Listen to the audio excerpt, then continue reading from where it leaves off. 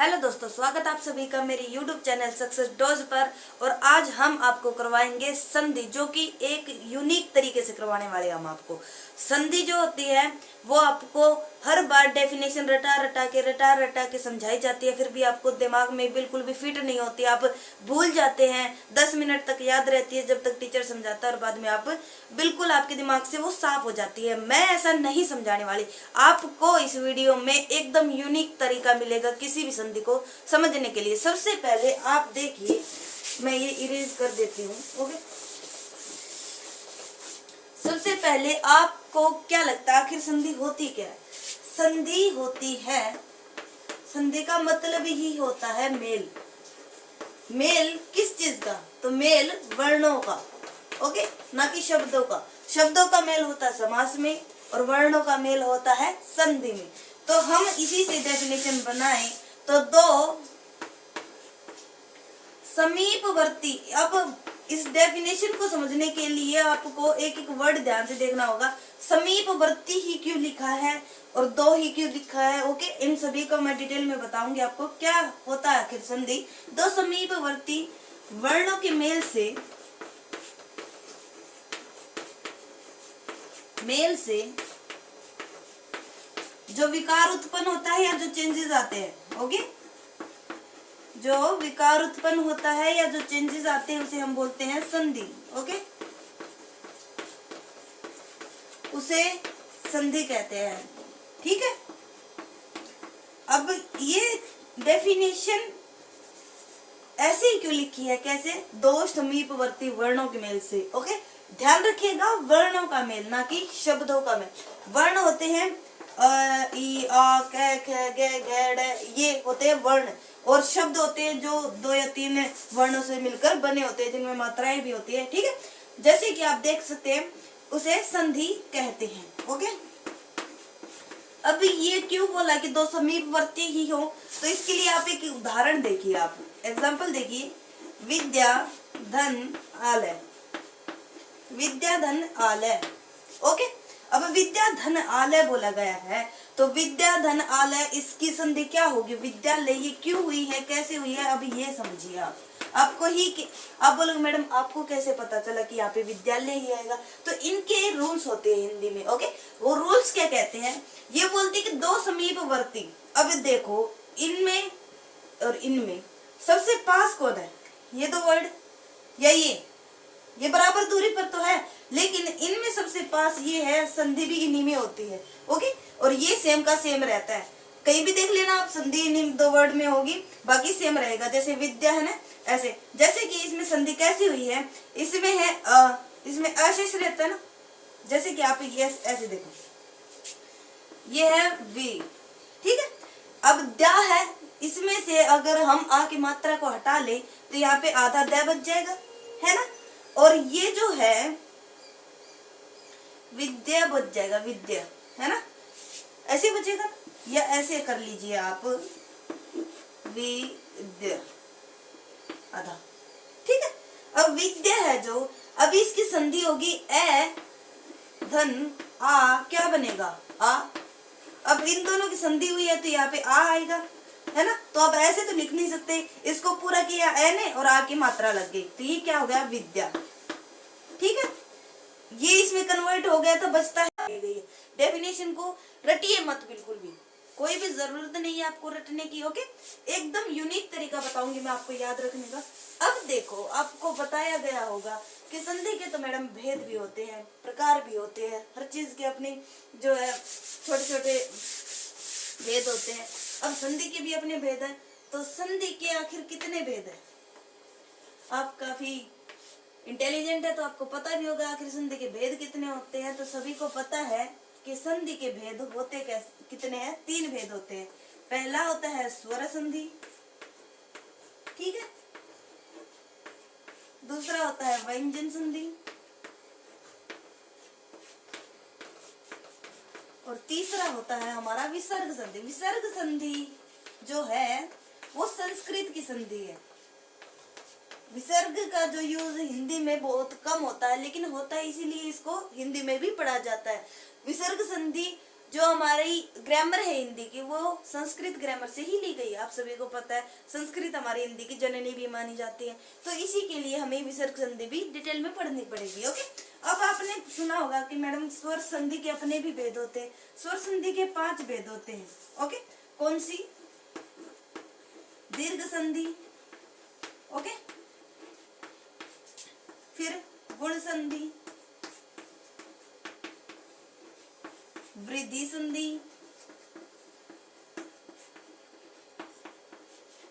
यण संधि और अयादि संधि। इन सभी को मैं आपको डिटेल में समझाऊंगी। ओके, एक एक संधि जो आपको ऐसे समझाऊंगी कि दोबारा आपके दिमाग से निकलने का नाम ही नहीं लेगी वो। ओके, बस आपको ध्यान से अपना बोर्ड पे 100% देना है। ओके, अयादि संधि क्या बताया? संधि होती है, संधि के 3 भेद होते हैं। संधि क्या होती है? 2 समीपवर्ती वर्णों के मेल से जो उन शब्दों में विकार उत्पन्न होता है, जो चेंजेस आते हैं, उसे बोलते हैं हम संधि। ओके, अब स्वर संधि होती है, एक व्यंजन संधि होती है, एक विसर्ग संधि होती है। यानी कि संधि के होते हैं 1, 2 और 3 भेद। और स्वर संधि के अपने छोटे भेद होते हैं जो 5 प्रकार के होते हैं, जो नाम दिए गए आपको: दीर्घ संधि, गुण संधि, वृद्धि संधि, यण संधि और अयाति संधि। ओके, अब आप धीरे से समझिए किसको। अब हम समझते हैं स्वर संधि। ओके, चलिए चलते हैं। अब देखिए स्वर संधि। स्वर संधि के नाम से ही आपको पता चल रहा होगा कि ये क्या बताना चाहती है। स्वर संधि मतलब स्वरों का स्वरों के कारण, स्वरों का स्वरों से मेल होने के कारण,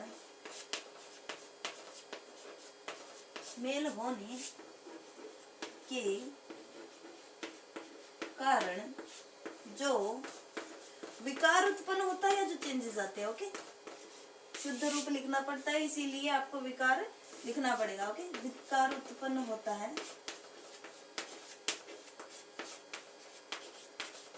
उसे स्वर संधि कहते हैं। ओके, और सबसे पहले स्वर संधि में कौन सा आएगा? दीर्घ संधि। ओके, स्वर संधि कहते हैं उसे, स्वर संधि कहते हैं। आई समझ में? अब आप इसका स्क्रीनशॉट ले लीजिए ताकि आप याद कर सको। ओके, ले ली। अब देखो, मैंने बताया कि स्वर संधि के अपने भेद होते हैं। उसके पहले आपने देखा होगा आखिर स्वर होते क्या है। बचपन से सीखते हैं हम, पहली क्लास से। ओके, तो स्वर होते क्या है? स्वर देखिए होते हैं ए, आ, ई, ऊ।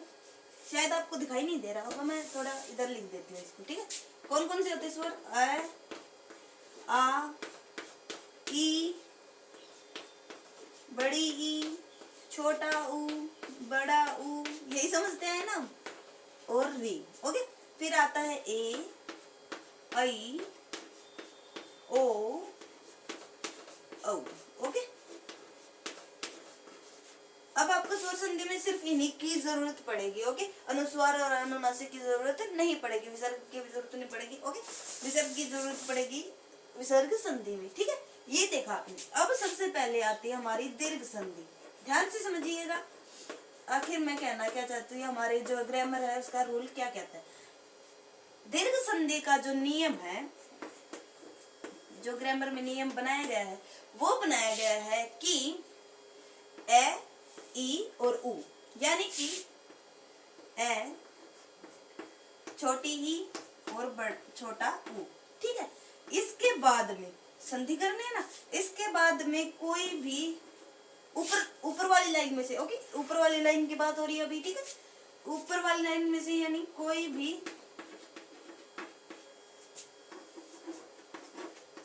यहाँ पे लिख लिया, कोई भी ऋषु का मतलब होता है छोटा, यानी अ, ई, उ। ओके, और दीर्घ या दीर्घ। ठीक है, दीर्घ मतलब आ, बड़ी ई, बड़ा उ। ओके, दीर्घ स्वर आ जाए तो क्या करना होता है हमें? ए, और देखिए मैंने क्या बताया कि ऊपर वाली लाइन से या तो ए आ जाए या आ जाए। ठीक है, ए आ जाता है या आ जाता है। ठीक है। ई में क्या आएगा, या छोटी ई आएगी या बड़ी ई आएगी, तो छोटी ई आएगी या बड़ी ई आएगी। और ऊ का क्या होता है, या तो छोटा ऊ आएगा या बड़ा ऊ आएगा। ऊपर वाली लाइन तक ही याद रखना अभी तक, ठीक है। तो हम क्या करेंगे, इन दोनों के स्थान पर आ ही लिखेंगे, इन दोनों के स्थान पर बड़ी ई ही लिखेंगे और इन दोनों के स्थान पर बड़ा ऊ ही लिखेंगे। ओके, ये होती है दीर्घ संधि। आई होप आपको समझ में आ रहा है। क्या करना है, सबसे पहले देखना है कि छोटा जो ए अनार होता है, ए अनार, ई इमली और ऊ उल्लू, ठीक है। अब देखा आपने ए, ई और ऊ, इनके बाद में अगर क्या आ जाता है, आ जाए, या खुद ए आ जाए, आ जाए, ई आ जाए, बड़ी ई आ जाए, छोटा ऊ आ जाए, बड़ा ऊ आ जाए, उनके स्थान पर हम क्या करें, बड़ा आ लिखेंगे, बड़ी ई लिखेंगे और बड़ा ऊ लिखेंगे। इसीलिए इसे कहा गया है दीर्घ संधि, यानी हम लिखेंगे इसमें दीर्घ रूप इनका, ठीक है। आगे समझ में। अब देखो रूल यही कहता है। अब आप थोड़ा एग्जाम्पल देखो, एग्जाम्पल देखिए आप।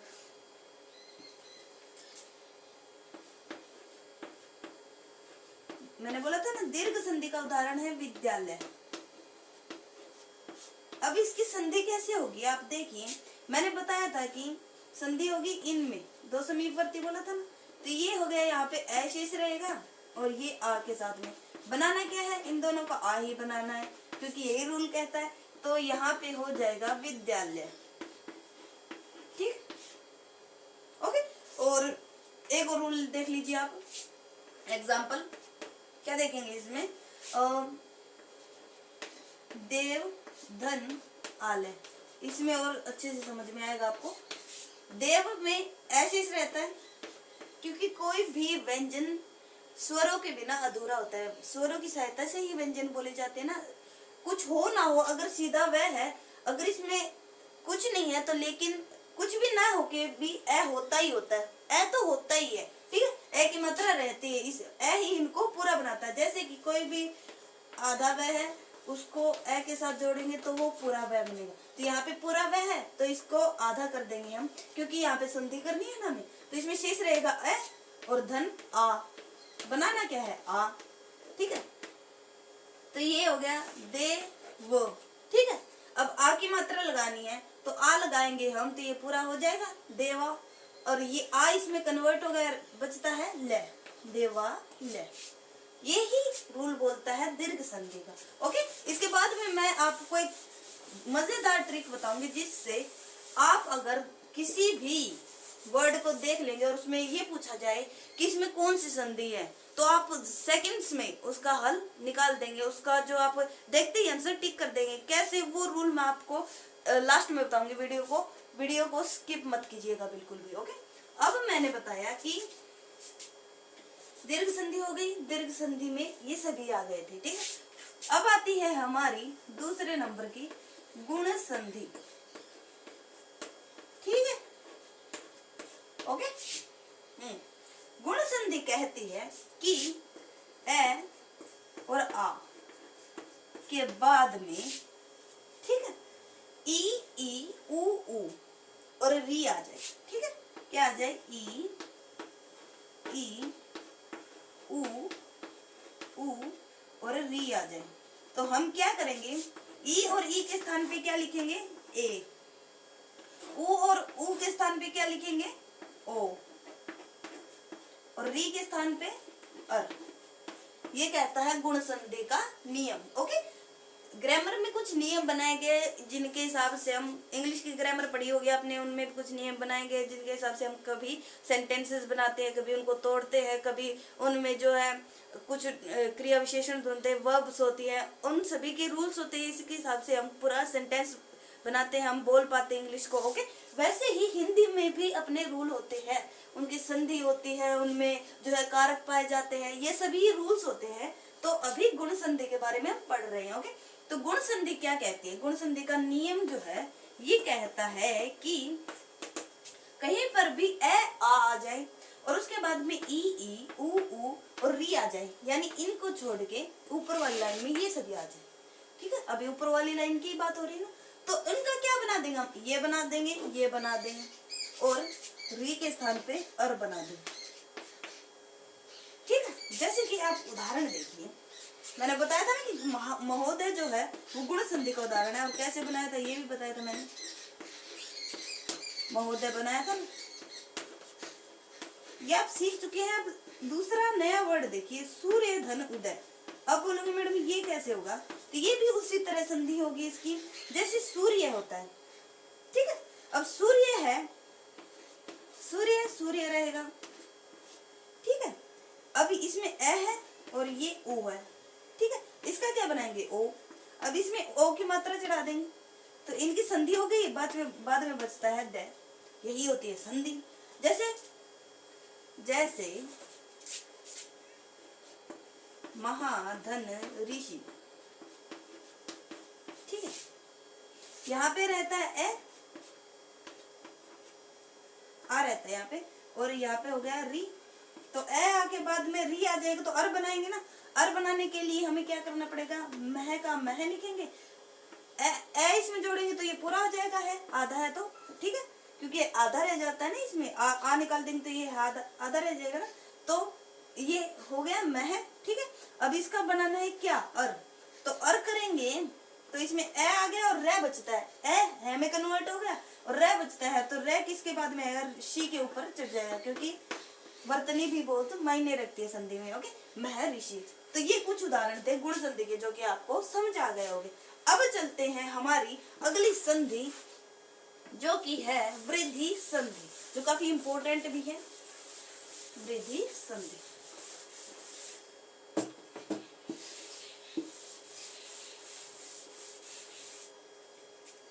है वृद्धि संधि। वृद्धि संधि का नियम क्या कहता है, ऊपर वाली लाइन हो गई, दो संधि करवा दी मैंने, कौन सी, दीर्घ संधि और गुण संधि। वृद्धि संधि में हम आगे नीचे वाली लाइन में, ठीक है। क्या बोलते हैं वृद्धि संधि का नियम, ए और आ के बाद में अगर ये दोनों आए और ये दोनों आए, यानी कि ए आई ओ औ, ठीक है, ये चारों आए तो हम क्या करेंगे, संधि करते वक्त इन दोनों में से ये लिखेंगे और इन दोनों में से ये लिखेंगे, ठीक है। आए चाहे कौन सा, छोटा आए तो भी ये लिखेंगे, बड़ा आए तो भी ये लिखेंगे, ये आएगा तो भी ये लिखेंगे, ये आएगा तो भी। इसीलिए इसे बोलते हैं वृद्धि संधि, यानी कि इनके इन दोनों में वृद्धि हुई है, किसके लिए, इसके लिए। अब आप क्या करना है, अब आप देखिए उदाहरण, देखिए आप एग्जाम्पल्स, उदाहरण, ओके। क्या करना है, जैसे कि हम लिखते हैं सदा धन एव।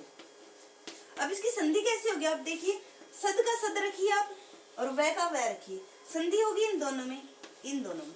इन दोनों का हमें क्या बनाना है, ए के बाद या आ के बाद ए आ जाए तो हमें क्या बनानी है, बड़ी ए, ठीक है। इसकी मात्रा क्या होती है, ये वाली, आप सभी को पता है ना। तो सदैव, एक मिनट, सदैव की संधि क्या होगी, सदा धन एव की क्या होगी, सदैव।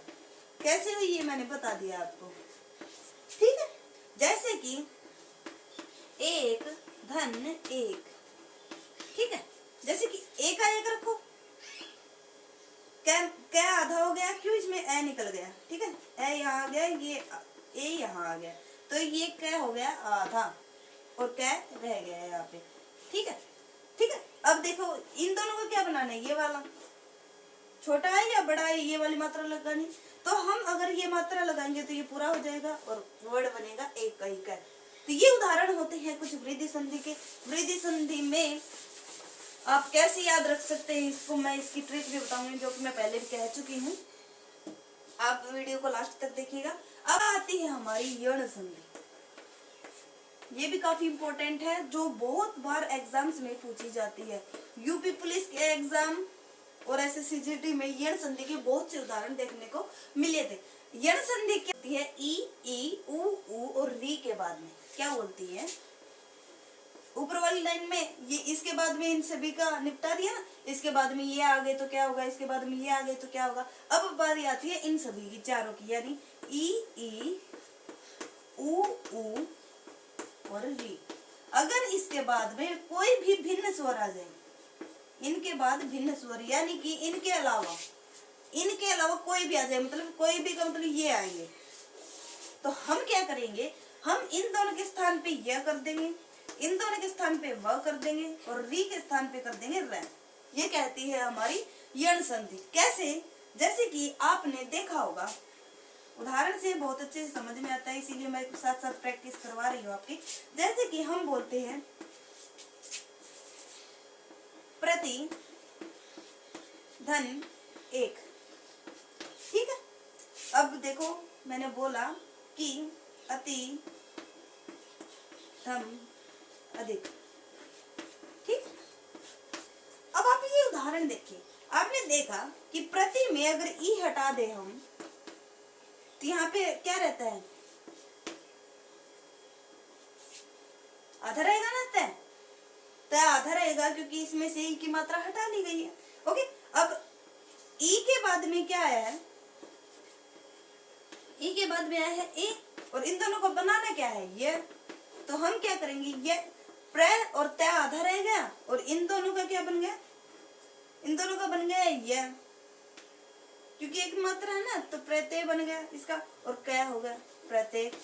ऐसे ये बनेगा, अति हो गया, अति की ई निकाल दी और यहाँ पे ए निकाल दिया। क्या बनाना है इसका? यह बनाना है, तो ए हो गया, तय आधा हो गया, ये इसका बन गया, ठीक है। और अत्यधिक धिक रहता बाद में, तो धिक बन गया।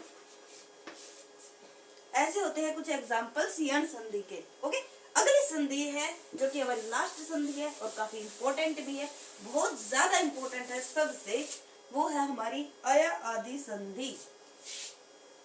कौन सी? अयादि संधि। अब इसको अयादि क्यों बोलते हैं? क्योंकि इस संधि में क्या संधि होती है? अय, आय, अव, आव। ओके, जैसे कि ये संधि जो है, जो स्वर संधि को खत्म कर देगी यहीं पे, इतनी ही होती है स्वर संधि, और इनको याद रखने के लिए ज्यादा मेहनत भी नहीं करनी पड़ी आपको, क्योंकि मैंने इतना यूनिक तरीका बताया आपको। क्या करना है आपको? अयादि संधि का नियम क्या कहता है? अगर ए, ऐ, ओ, औ क्या हो जाए? ए, ऊपर वाले की बात हो चुकी है ना सभी की, ए, ऐ, ओ, औ, ठीक है। अब नीचे वाले की बारी आती है, इसके बाद में कोई भिन्न स्वर आ जाए, भिन्न स्वर, इनके बाद में भिन्न स्वर, यानी इनको छोड़ के ये ऊपर वाले। भिन्न का मतलब होता है इनके अलावा। ओके, इनके अलावा मतलब इनके अलावा, तो ये 4 रह गए नीचे, ऊपर वाले में से कोई भी आ जाए, तो हम क्या करेंगे? ए के स्थान पे कर देंगे अय, आई के स्थान पे कर देंगे आय, ओ के स्थान पे औ, और औ के स्थान पे आव। ये रूल कहता है हमारी अयादि संधि का। जैसे कि एक एग्जांपल देखिए आप, अब आप कुछ उदाहरण देखिए, उदाहरण से आपको अच्छे से समझ में आ जाएगा। जैसे कि मैं बोलती हूँ कि पौ, धन, अन। अब अगर इसकी संधि करें हम, कैसे करेंगे? जैसे कि ये मात्रा किसकी होती है? आउ की, ठीक है, आउ की मात्रा होती है, तो आउ की जगह हमें क्या लिखना है? आव। तो आउ जो है, इन दोनों में संधि होगी ना, तो इन दोनों के स्थान पे क्या करेंगे हम? आव। न वैसा का वैसा रहेगा, प वैसा का वैसा रहेगा, लेकिन ये आधा हो जाएगा, ठीक है। लेकिन अब इन्हें पूरा करने के लिए हम आ की मात्रा इसमें जोड़ देंगे और ये पूरा हो जाएगा, ये हो जाएगा पावन। ऐसे ही ये देखिए, शे, धन, अन। अब शे जो ये होती है, ये इसकी मात्रा होती है, अय, ठीक है, अय की मात्रा होती है, तो शे, इसके और इसके स्थान पे क्या लिखेंगे हम? इन दोनों में संधि होगी ना, ये हो गया ए धन ए, और श रहेगा वैसा का वैसा, लेकिन आधा, ठीक है। इन दोनों के स्थान पे क्या करना है हमें? अय। न रहेगा वैसा का वैसा, तो ये इसमें आएगा। इसे पूरा करने के लिए पूरा करना ही पड़ेगा हमें, वरना वर्ड नहीं बनेगा ना, शयन। ये होते हैं कुछ हमारे अयादि संधि के उदाहरण। आई होप आपको अच्छे से समझ में आ गया होगा। आपको जो टॉपिक है उसके अंदर ही रखा जाएगा, घुमा फिरा के कोई बात नहीं की जाएगी यहाँ पे। ओके, तो ये आपको समझ में आ गया होगा क्या? अयादि संधि, दीर्घ संधि, वृद्धि संधि, यण संधि, गुण संधि, सभी संधि समझ में आ गई। यानी कि स्वर संधि हमारी कंप्लीट। क्या हो गया? स्वर संधि हो गई कंप्लीट। बाकी रहती है हमारी कौन सी? व्यंजन संधि और विसर्ग संधि बहुत ही आसान है, जो कि ये कंप्लीट हो गई है। लेकिन उसके बाद में मैंने बोला था कि मैं आपको बताऊंगी एक ट्रिक, जिससे आप जो पांचों संधि है उनको आसानी से याद कर सको। जैसे कि स्वर संधि के 5 भेद बताए मैंने, ठीक है। पहला होता है दीर्घ संधि,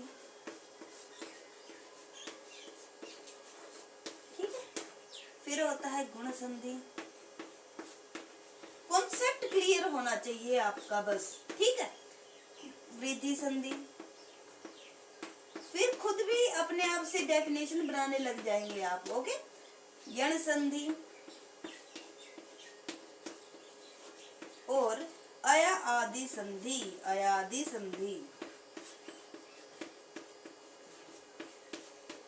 ठीक है। अब देखो आप, क्या मैंने बोला था कि इनको याद करने की एक ट्रिक बताऊंगी। कितनी संधियां होगी हमारी? 5, ठीक है। तो इन पांचों को कैसे याद रखा जाता है? दीर्घ संधि में अगर कोई भी वर्ड हो उसमें आ की मात्रा हो, बड़ी ई की मात्रा हो, ठीक है, और बड़ा ऊ हो, तो उसमें होगी दीर्घ संधि, ठीक है। गुण संधि में आपको याद रखना है कि इसमें एक मात्रा होगी, एक ये हो जाएगी या ये हो जाएगी, ठीक है। और वृद्धि संधि में होगी 2 मात्रा, ठीक है। यण संधि में होगा य, व और र, और इनके साथ में आधा अक्षर, इसके साथ में आधा अक्षर होगा। फिक्स है ये।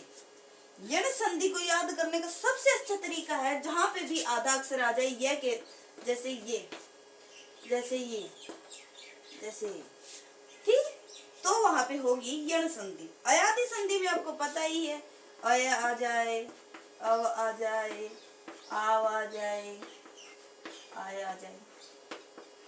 तो ये थी कुछ ट्रिक्स। इस ट्रिक के द्वारा आप किसी भी वर्ड में आराम से बता सकेंगे कि कौन से वर्ड में कौन सी संधि है, ओके। तो ये थी हमारी सबसे बेस्ट ट्रिक, ये आपको बहुत हेल्प करेगी। और हमारी रहती है व्यंजन संधि और विसर्ग संधि। ये जो संधि है इसको हम अगली वीडियो में करेंगे, क्योंकि अब ये वीडियो ज्यादा लंबी हो जाएगी, फिर बच्चे बोर हो जाएंगे। हम नहीं चाहते कि बच्चे बोर हो, ठीक है। बच्चे पढ़े इंटरेस्ट लेके।